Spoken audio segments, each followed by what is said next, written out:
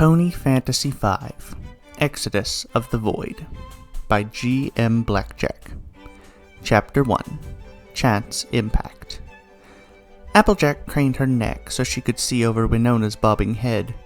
Riding a chocobo was not an easy task for any pony. Even one as experienced as Applejack had to admit it was hard to see things at the large bird's breakneck speed.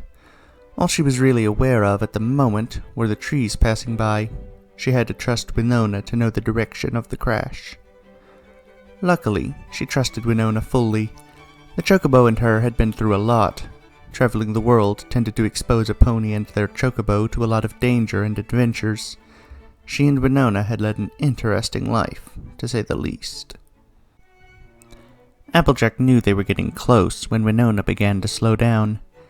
Applejack leapt off her even while she was still moving, trotting alongside the bird as they came up to their destination.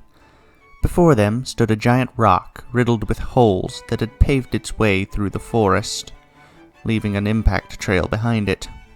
Applejack did the math.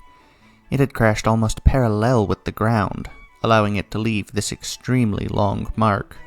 She couldn't even see where the trail started. She raised an eyebrow. "This is mighty interesting. Wonder if anything's here. I betcha meteor chunks will sell well in the next town." Winona gave her a look. "What? We're short on cash, and it's not like I'm swindling them or nothing.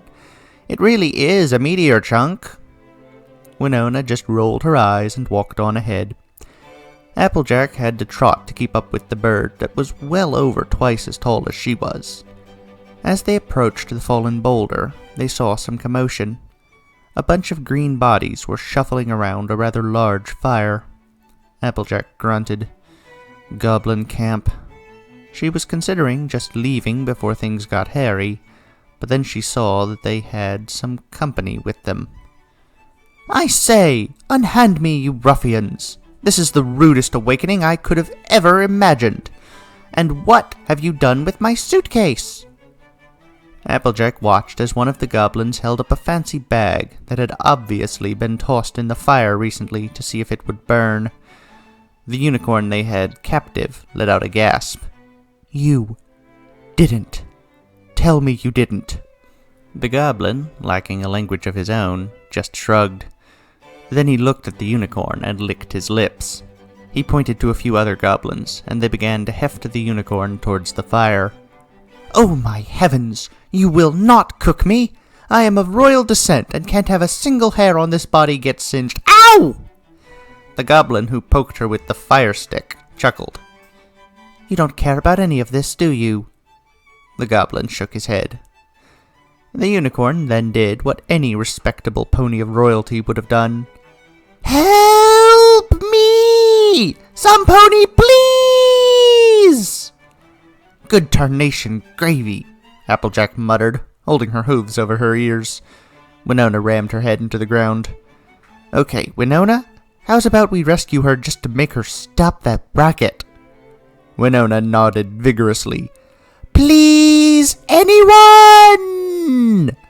The goblins were finding that trying to stuff a rag into the unicorn's mouth only got their fingers bit. They were going to have to cook her fast, or they would all go mad. They began to scramble around in a mild panic. Because of this, they did not notice Applejack and Winona charging them.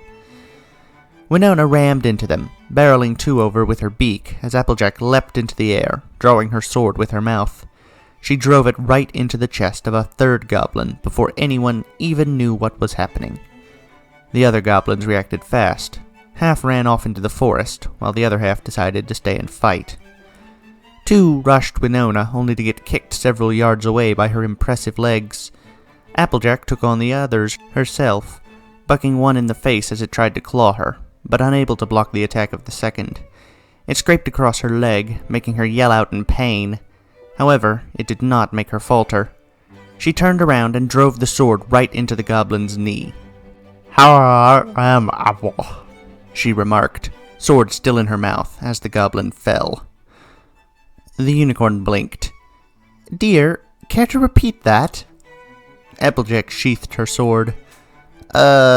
Something about him liking apples, I think. I'm not entirely sure what I said. Winona face-winged. The unicorn just blinked before sighing.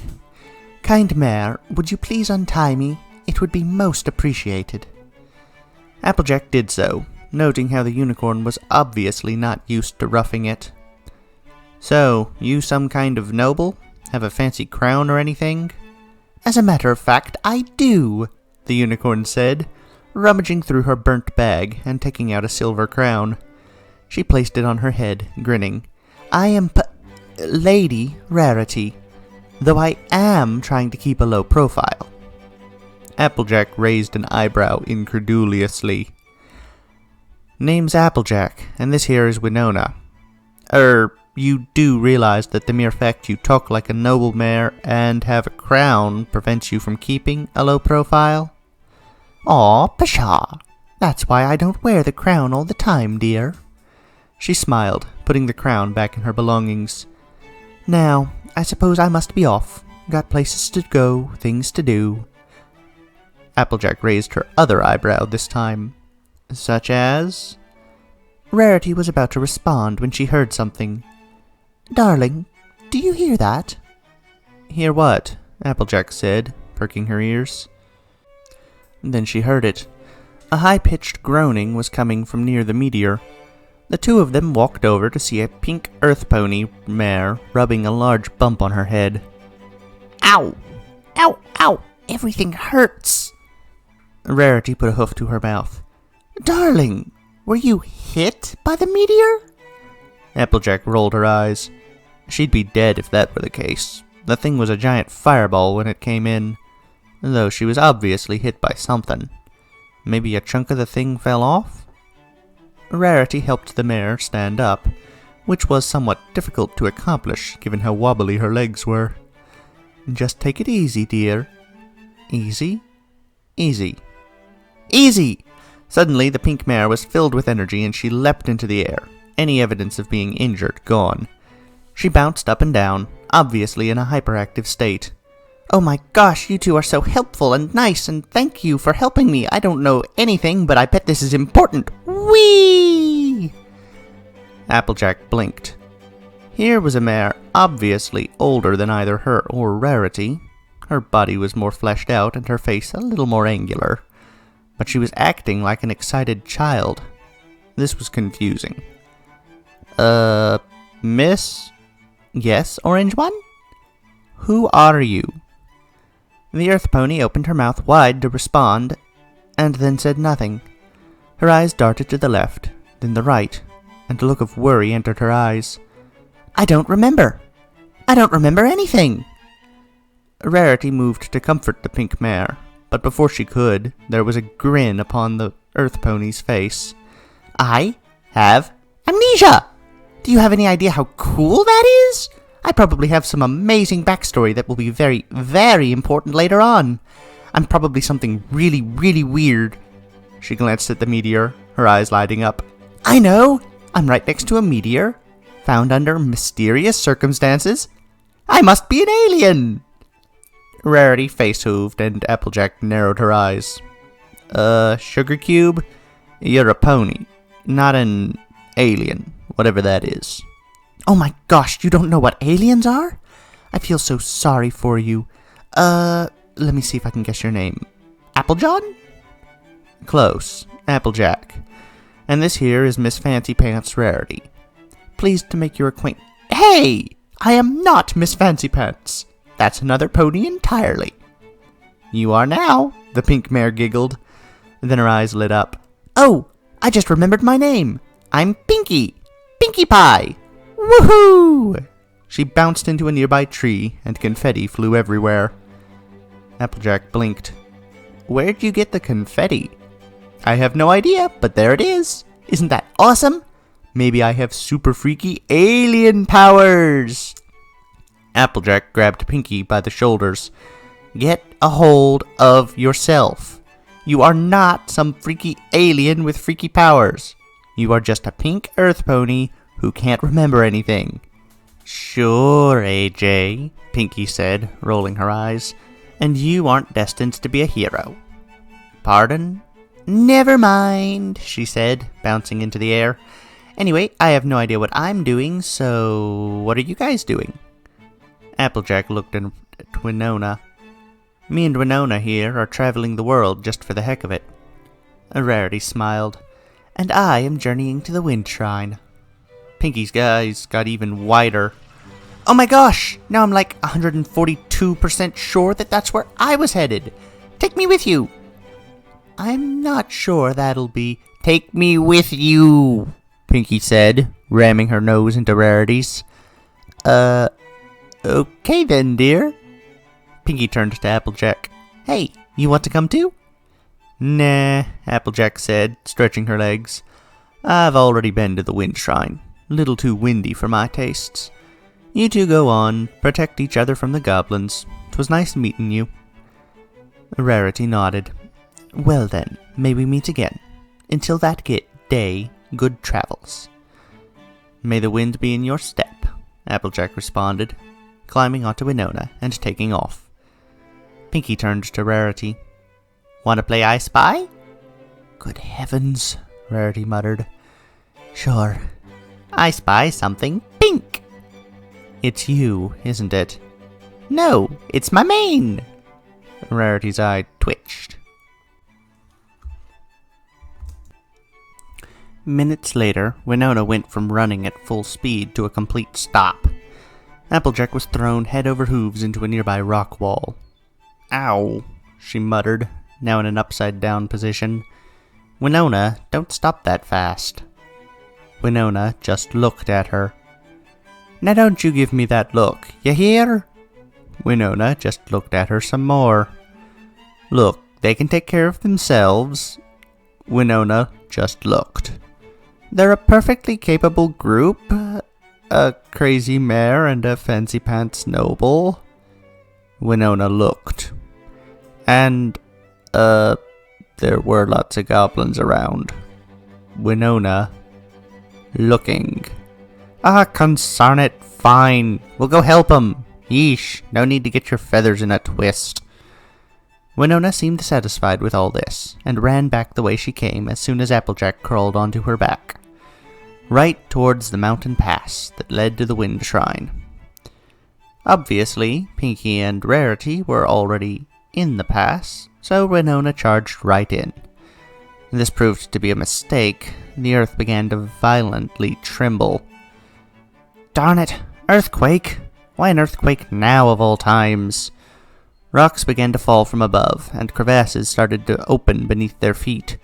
Winona expertly leapt over the gaps in the ground, but the rocks were coming dangerously close to hitting them. Help! There was no mistaking the scream of Rarity. Applejack groaned. There were probably some very hungry goblins in this earthquake. Things could never be easy, could they? I'm coming to save y'all, she yelled over the earthquake, ready to leap off Winona at a moment's notice. A rock crashed down in front of them with a crescendo, Winona's toes actually scraping it as they leapt over. They landed on the edge of the crevasse, almost falling in. To Applejack's pleasure, she saw a goblin fall in and get hit by a rock. Stupid greenskins deserved it. Winona began to slow down, and Applejack leapt off, sword in mouth. She landed, ready to defend Pinky and Rarity. To her surprise, she saw Rarity hiding behind Pinky, who was wielding an extremely large hammer. She was hitting goblins around like they were ping-pong balls, the hammer making a squeak noise every time she hit anything. Take that, you dumb meanie greenies! She roared, smashing more of them. Applejack's jaw dropped, the sword falling to the ground. Where in tarnation did you get that hammer? I have no idea. My mane, I guess? Pinky shrugged, smashing the last goblin into the ground. I don't know. I just thought I needed to defend Rarity and it showed up. But thanks for coming to save us anyway. Suddenly, the giant hammer was just gone. Pinky whistled. I have a really nice inventory screen. What? Never mind. Rarity opened her eyes. Is it safe now? Can we move on without being assaulted by uncouth ruffians? Yes, sure dokie, Pinky said, grinning. And now AJ's coming with us. Rarity blinked. Really? Her face betrayed it all. She had mixed feelings about this. On the one hand, they were getting someone to help defend them from the brutish monsters. On the other hand, it was someone who had absolutely zero class or culture. In the end, she sighed. Yes, Applejack, it would be best if you came with us on our mission to the Wind Shrine. Applejack nodded. Yep. Come on, let's keep going through this pass here. It shouldn't take us too long to get through. Ooh, I wouldn't be so sure about that, Pinky said, pointing ahead of them. The entire passageway was blocked with boulders that had fallen during the earthquake. Applejack twitched. Well, we just have to find a way around. Check the walls. See anything? Rarity frowned. I do see a side passage that is dreadfully narrow. Great, we're taking it. Come along. Winona let out a sad caw. Applejack cringed, turning to the bird. You aren't going to fit, Winona. Sorry, girl. Winona nodded, nuzzling Applejack. Then she nodded. You gonna be okay here? Winona bobbed her head once more. Okay then. Be a good girl, you hear? I'll be back for you. Winona squawked. Applejack chuckled, before turning to the narrow passage. Alrighty then. Miss Fancy Pants and Crazy Mare, you ready for this? As I'll ever be, Rarity muttered, taking offense at the return of the Fancy Pants remark. You got it, Miss Leader Person, Pinky said, saluting. The three mares trotted into the passage, wondering what they would come across. As it turned out, the passage quickly became a cave that was dreadfully dark, and had it not been for Rarity's horn lighting up the area, there would have been no way to tell where they were going.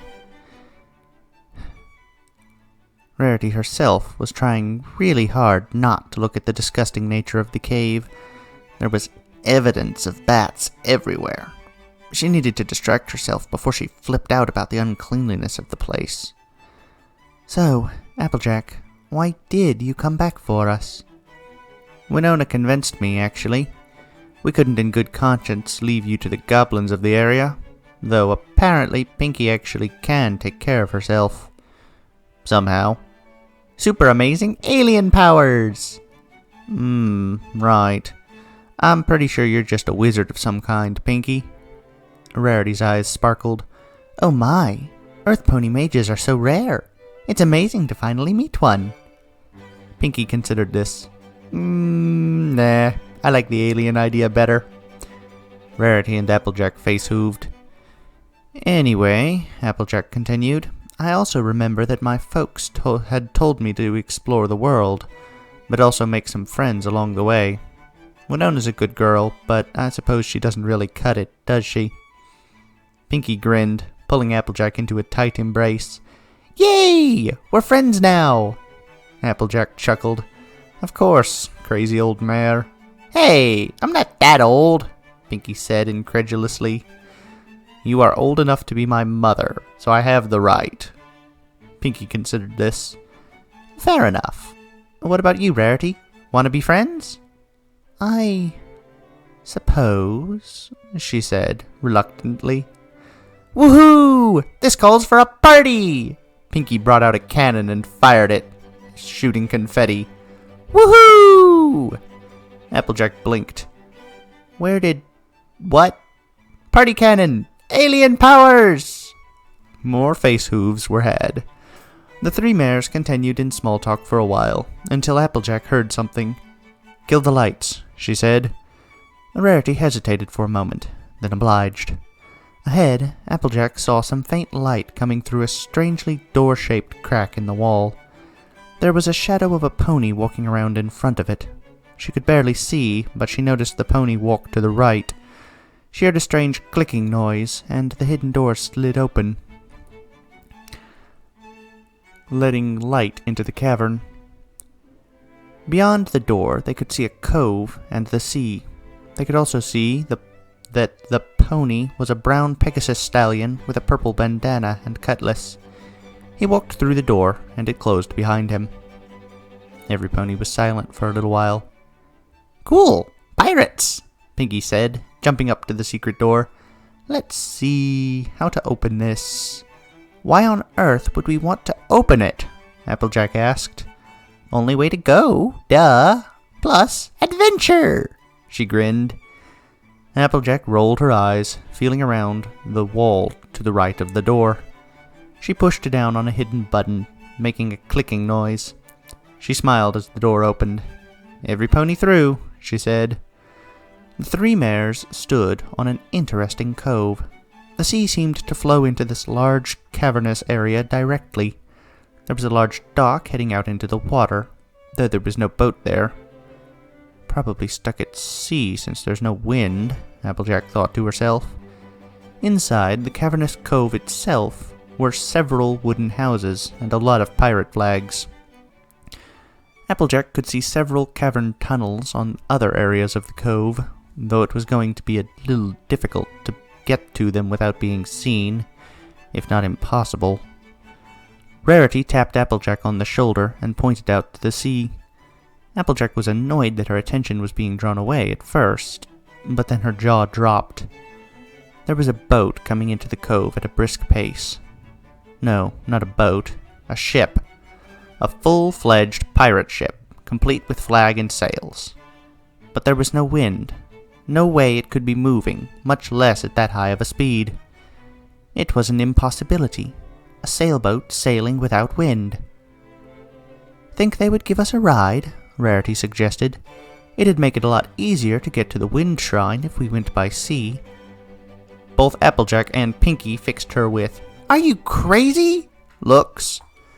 Pinky was the one to speak first. Pirates are not known for being nice and friendly. They are known for plundering and being mean. They probably won't just let us ride in their special fancy windless ship just because we asked. Yeah, for once Pinky is making sense. Applejack frowned. That won't help. That's why we're going to steal their ship, Pinky announced, grin threatening to split her face in half. Rarity and Applejack fixed Pinky with, "Are you crazy?" looks. Come on, let's go steal a pirate ship. Now, this was labeled Chapter 1, but there was a prologue. You should probably go listen to that if you haven't already. Anyway, I wonder if anyone else has put together the fact that there is such a thing as a wind shrine, and the wind appears to have stopped. Like, seriously, Applejack, did you not notice that? Do you not think maybe somebody should go check up on the wind shrine? Just a thought, like, is there some sort of a clerical group that might go, oh hey, the sacred site is probably not in a good way if the wind just stopped. We should go check up on the holy wind generator. Just a thought. This Pinky appears to be a little heavy-hooved with the fourth wall breaking. Just a little. Anyway, thank you for listening. I hope you all had a pleasant time, and I'll see you again later. Goodbye.